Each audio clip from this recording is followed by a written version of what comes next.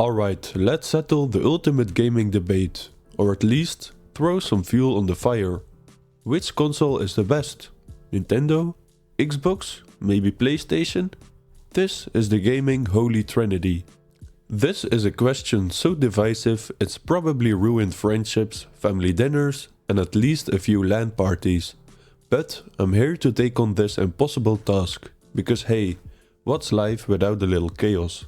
Now, before we dive in, let me just say that this isn't about you being wrong if you love a specific console. I'm not here to roast your childhood memories of playing Halo or dunk on your Zelda shrine. This is about looking at the consoles, their strengths, their quirks, and yeah, also their flaws. We're doing this for science or something like that. Let's start with Xbox, Microsoft's powerhouse. If consoles were cars, the Xbox would be the muscle car with all the horsepower, but maybe not the sleekest design. It's the console that screams 4K 120 FPS Game Pass. And oh, let's not forget, Game Pass is a huge deal. For the price of a fancy coffee, you get access to a treasure trove of games every month. It's like the Netflix for games, minus the "are you still playing" guilt trip.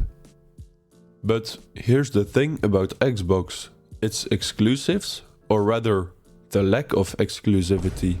Yes, Halo is amazing, and Forza looks like someone polished it with unicorn tears.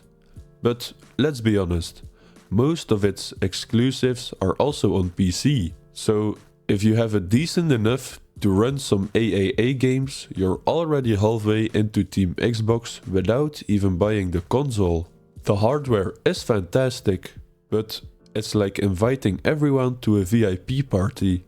You can't really call it exclusive anymore. Let's talk about the underdog energy of Xbox. It's like Microsoft looked at the console wars and said, you know what, we're playing the long game. And they are. Between acquiring massive studios like Bethesda and Activision Blizzard and doubling down on Game Pass, Xbox is clearly building an empire. Plus, let's not forget the backward compatibility that puts most other consoles to shame. Want to play Halo 3 on your Series X? Go ahead.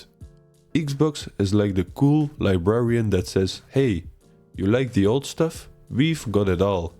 It's a love letter to their gaming history, wrapped in the promise of a big, interconnected future. They're not just selling a console, they're selling a platform that might define the next generation of gaming. Next, PlayStation, Sony's cinematic juggernaut. If Xbox is the muscle car, PlayStation is the luxury sedan. Sleek, stylish, and packed with some serious exclusives. Take God of War, The Last of Us, Horizon, and Spider-Man for example. These aren't just games, they're experiences. PlayStation doesn't just want you to play, it wants you to feel. Cue the emotional trailers and the epic soundtracks. But here's the twist, I just talked about the exclusive, but PlayStation exclusives are slowly creeping onto PC. Not all of them, sure, but enough to make you wonder if you really need the console. I mean, Horizon Zero Dawn and Spider-Man are already on Steam.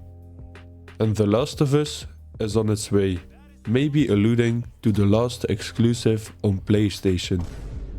So, while PlayStation exclusives are amazing, if you're patient enough and have a gaming PC, you can experience a lot of them without ever touching a DualSense controller. Let's not forget PlayStation Plus, which throws you free games every month. Sometimes they're hidden gems, and other times, well, you get a coaster for your digital shelf. But PlayStation's biggest strength is its ability to create a sense of community, whether it's through sharing clips of that impossible boss fight or debating The Last of Us Part 2's ending in forums for the 12th time. It's like Sony knows how to make gaming a lifestyle rather than just a hobby. And finally, we have Nintendo. The console that feels like the eccentric artist at the gaming party. painting masterpieces while everyone else argues over frames. Nintendo doesn't care about teraflops or 4K resolution. It cares about the fun. And honestly, for Nintendo it works. Nintendo's secret sauce is its games. You can't play Breath of the Wild, Mario Kart or Animal Crossing anywhere else. They're not just games, they're cultural moments. Like, try explaining someone the joy of terraforming your Animal Crossing island to someone who doesn't game.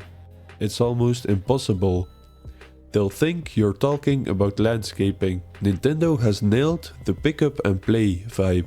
Whether it's the hybrid magic of the Switch or the sheer joy of 4-player Smash Bros matches.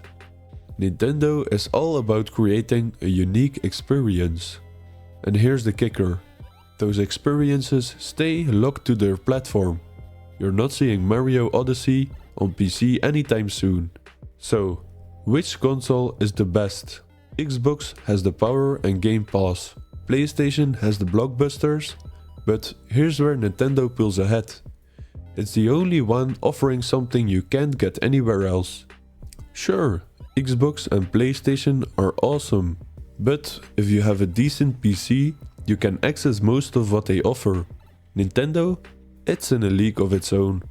It's the quirky friend who brings the good snacks to the party. The one you'd miss the most if they didn't show up.